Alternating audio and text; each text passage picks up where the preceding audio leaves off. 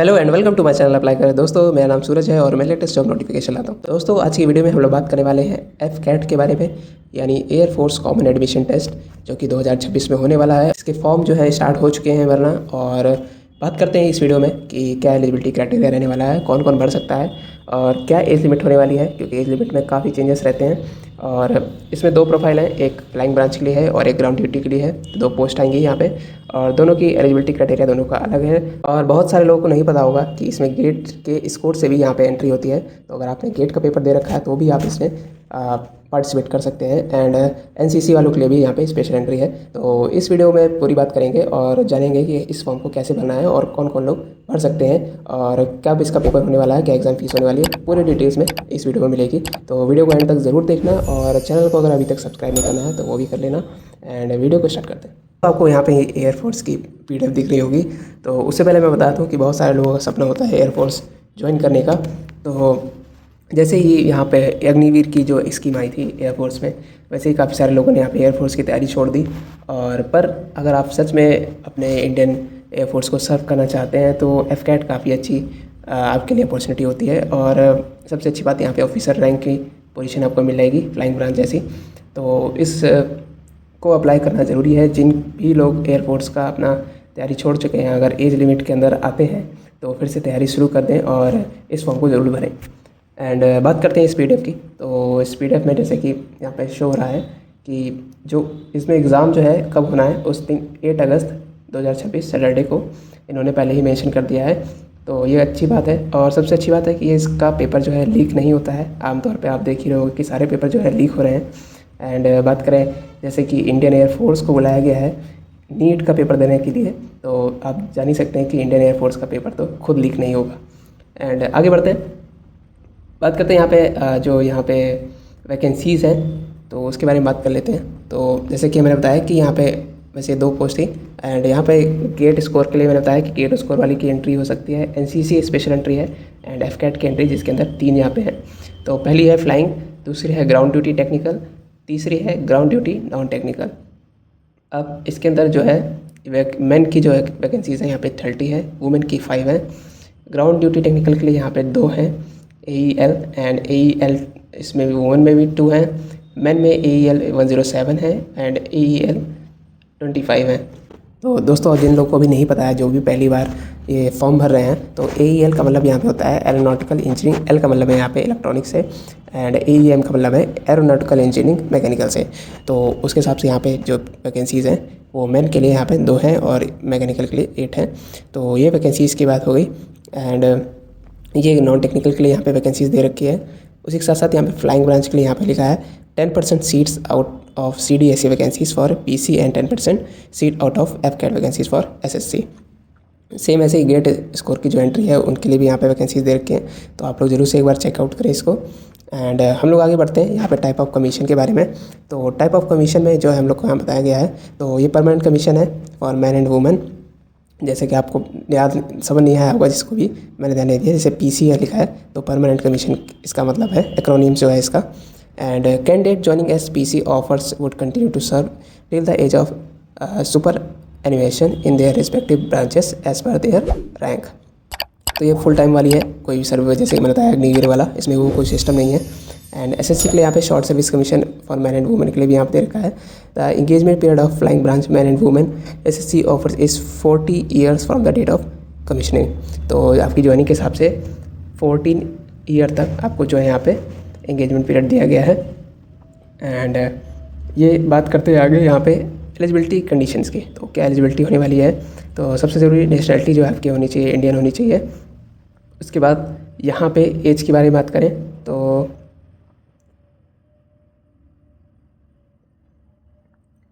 As के बारे में बात करें तो यहाँ पे जो है flying branch through AFCAT and NCC special entry वालों के लिए 20 से 24 साल के बीच जो है आपके होना चाहिए एज ऑन 1 जुलाई 2027 के हिसाब से।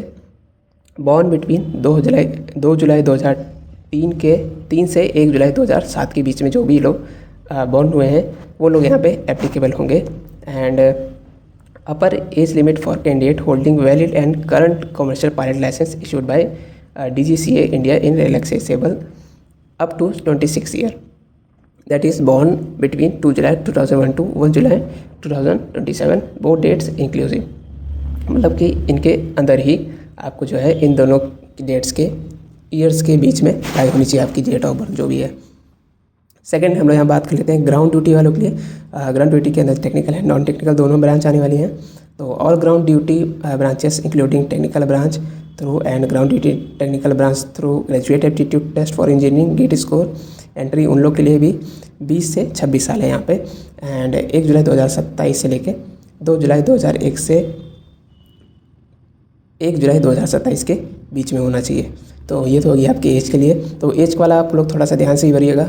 अगर एज चाहते हैं यहाँ पे लिखा हुआ है इंक्लूसिव, तो 2007 का जो जुलाई है वो इसमें इंक्लूडेड है, एक्सक्लूडेड नहीं है, ठीक है। एंड यहाँ पे बात करते हैं मैरिटल स्टेटस की। तो अनमैरिड होना चाहिए, सबको पता ही है यहाँ पे। अब नीचे हम लोग यहाँ पे स्क्रॉल कर लेते हैं।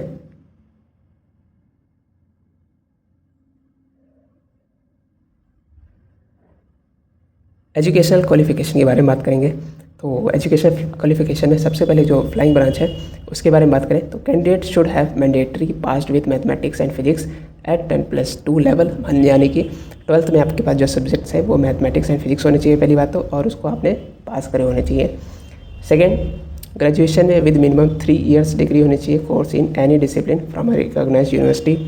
3 साल का आपका ग्रेजुएशन भी होना चाहिए। और या फिर आपने कर रखा हो बीटेक या BE 4 year course from recognised university, वो भी नहीं है तो आप क्या कर सकते हैं, आपने या फिर किया हो candidate who have clear section A and B examination of associate membership of institution of engineers India or aeronautical society of India from recognised university से। तो अगर आपने ये किया है तो भी आप यहाँ पे एलिजिबल हो जाएंगे। ये तो हो गई फ्लाइंग ब्रांच के लिए क्या क्वालिफिकेशन होनी चाहिए। सेकंड हम लोग बात करते हैं यहाँ पे ग्राउंड ड्यूटी के लिए। तो ग्राउंड ड्यूटी के लिए यहाँ पे क्या होना चाहिए आपके पास, एरोनॉटिकल इंजीनियरिंग इलेक्ट्रॉनिक्स आपने कर रखना होना चाहिए। Candidate should have passed with physics and mathematics, 12वीं में आपकी जो है फिजिक्स और मैथमेटिक्स होनी ही चाहिए। And candidate who have undergone MSc electronics with BSc in physics or a minimum 4 year degree graduation in integrated post graduation qualification in engineering technology from a recognised university, ये भी है तो भी चल जाएगा। या फिर आपने section A and B examination कर रखा हो, जैसे कि इसे मैंने ऊपर यहाँ पे बात करी। तो ग्राउंड ड्यूटी के लिए ये हो गया। एंड ये डिसिप्लिन्स के जो यहाँ पे नाम दे रखे हैं, अगर इन डिसिप्लिन में आपने कर रखा हो तो काफ़ी सारे यहाँ पे जैसे कि advance computer application, AI and data science, artificial intelligence, machine learning, computer and communication engineering, computer science and applied mathematics, computer engineering, software engineering, computer engineering and application, computer science and design. तो ये सारी जो है सारी discipline है। तो आपने अगर जो भी आपने कर रखा है उसमें अगर ये है तो आप यहाँ पे एप्लीकेबल हो जाएंगे। तो काफ़ी सारी लिस्ट है और ज़्यादातर जो है जो लोग अप्लाई कर रहे हैं उनको पता ही होगा। सेकंड यहाँ पे जो एरोनॉटिकल इंजीनियरिंग है मैकेनिकल वाले यानी कि AEM से candidate pass with physics and mathematics same यहाँ पे, एंड साथ में बीटेक कर रखा हो आपने या फिर पोस्ट ग्रेजुएशन कर रखा हो and section A and B examination आपने क्लियर कर रखा हो। साथ में जो आपके यहाँ पे फॉलोइंग जो डिसिप्लिन्स है वो यहाँ पे आपके मैच होने चाहिए आपके जो आपने कर रखा है। थर्ड आपका जो गेट स्कोर एंट्री है उसके लिए यहाँ पे रखा है the candidate must have completed bachelors degree होनी चाहिए आपकी and bachelors of technology BTech degree from 1 से 3 डिसिप्लिन मेंशन इन पैराग्राफ, जो भी ऊपर मेंशन कर रखा है तो आपने उससे BTech कर रखना होना चाहिए किसी भी डिसिप्लिन से।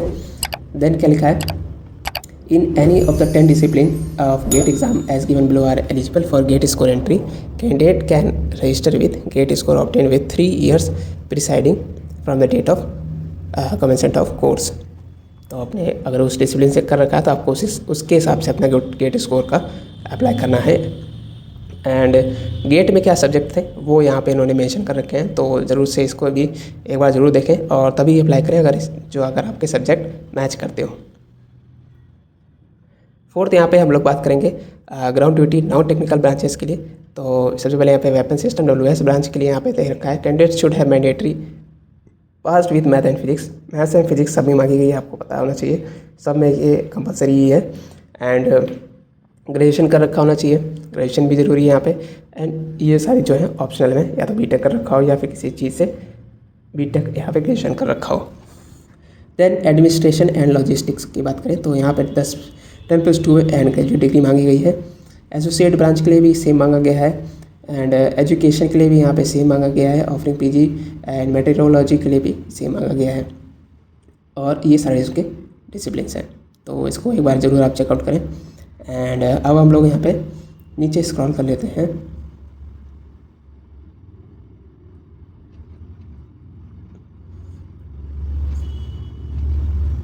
दोस्तों यहाँ पे जो आप देख रहे होंगे तो काफ़ी अच्छे अच्छे पॉइंट्स यहाँ पे लिखे हुए हैं, तो आप इसको एक बार रीड जरूर करेंगे। जैसे कि मैं रीड आउट कर रहा हूँ, candidates who were admitted to an earlier course at the NDA India military academy या फिर air force academy, Indian naval academy officers training academy Chennai and officers training academy गया but were removed on ground of indiscipline or ineligible to apply.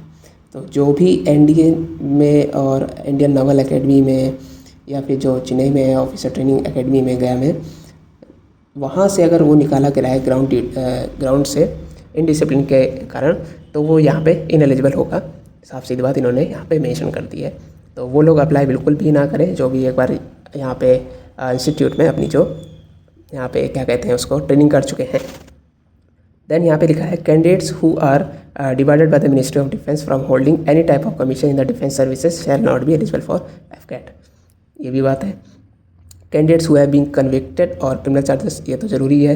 And ये सारी चीज़ें, वो सबसे में ज़रूरी ये था कि अगर जो भी ट्रेनिंग कर चुके हैं या फिर उसको वहाँ से निकाला गया है तो वो लोग यहाँ पे अप्लाई नहीं कर सकते। एंड यहाँ पे कैसे अप्लाई करना है ये पूरा यहाँ पे इन्होंने दे रखा है। फिर भी अगर नहीं समझ में आता है तो आप ज़रूर कमेंट करके बताएं, मैं ज़रूर आपकी हेल्प करूँगा। एंड ये जनरल इंस्ट्रक्शन पूरे दे रखे हैं इन्होंने। तो फॉर्म काफ़ी आसान है भरना इसको, तो बस थोड़ा सा ध्यान दे के भरिएगा। एंड OTP ईमेल जो है अपनी सही डालिएगा, कोई अपनी कॉलेज वाली जो है मेल मत डाल दीजिएगा, इसमें अपनी पर्सनल मेल डालिएगा। एंड आगे हम लोग यहाँ पे स्क्रॉल कर लेते हैं। दोस्तों यहाँ पे सब्जेक्ट्स एंड ड्यूरेशन की बात करें टेस्ट की, तो यहाँ पे जो FCAT का एग्ज़ाम होने वाला है वो आपका 2 घंटे का होने वाला है, और उसमें जो है 100 मार्क्स आएंगे और 300 मार्क्स का जो है आपका पेपर होगा, यानी कि 3 मार्क्स का एक क्वेश्चन होगा। और बात करें सब्जेक्ट की, तो यहाँ पर जनरल अवेयरनेस आने वाली है, वर्बल एबिलिटी आने वाली है इन इंग्लिश में, वो हिंदी में नहीं आएगी, न्यूमेरिकल एबिलिटी आने वाली है एंड रीजनिंग आने वाली है, साथ में मिलिट्री एप्टीट्यूड टेस्ट आने वाली है। तो ये उनके सब्जेक्ट्स हो गए। And 3 marks will be awarded for every correct answer, 1 marks will be deducted for every incorrect answer, 1 mark की माइनस मार्किंग है, 9 मार्क्स फॉर अनअटेम्प्टेड क्वेश्चन, जाहिर सी बात है। एंड जो नॉर्मलाइजेशन ऑफ मार्क्स है उसका यहाँ पे इन्होंने पूरा फंडा जो भी मार्क फॉर्मूला जो है दे रखा है, वो तो बात की बात है, पहले पेपर तो आप लोग देखे हैं। और standard and syllabus of examination जो इन्होंने काफ़ी डिटेल में यहाँ पे दे रखा है, जैसे कि आपको शो हो रहा होगा, तो इसको भी एक बार देख लें आप लोग। इसको भी पहली बार दे रहा है, हालांकि कई सारे आपको यूट्यूब प्लेटफॉर्म में लोगों ने बताया होगा, फिर भी आप एक बार इसको ज़रूर यहाँ पे देखें कि क्या क्या जो है सिलेबस, फर्जी चीज़ पढ़ने की कोई ज़रूरत नहीं है, जो यहाँ पे दे रखा है उन्हीं से ये सिलेबस काफ़ी डिटेल रहता है यहाँ पे। एंड एडमिट कार्ड का जो है इंस्ट्रक्शन यहाँ पे दे रखा है इन्होंने। एंड दोस्तों ये मेजरमेंट एंड फिजिक के बारे में आप सभी को पता होगा, तो जिनकी हाइट जो है मेल की 157 सेंटीमीटर होनी चाहिए, फीमेल की 152 सेंटीमीटर होनी चाहिए, और मेरे हिसाब से इससे जो है ऊंची ही होनी चाहिए, मतलब हाइट जो है इससे ज़्यादा ही होनी चाहिए, क्योंकि वहाँ पे चेकिंग थोड़ी हार्ड होती है, तो आप लोग वहाँ से भी निकाले जा सकते हैं। तो सबसे ज़रूरी बात, अगर आपकी हाइट नहीं है तो आप मत भरिए, पेपर निकालने का कोई फ़ायदा नहीं होने वाला है। एंड जो है यहाँ पे सारी चीज़ें मेंशन हो रखी हैं, minimum maximum sitting height, leg length, thigh length and chest का भी ऊपर उन्होंने दे रखा था, चेस्ट शेप एंड सर्कमफेरेंस।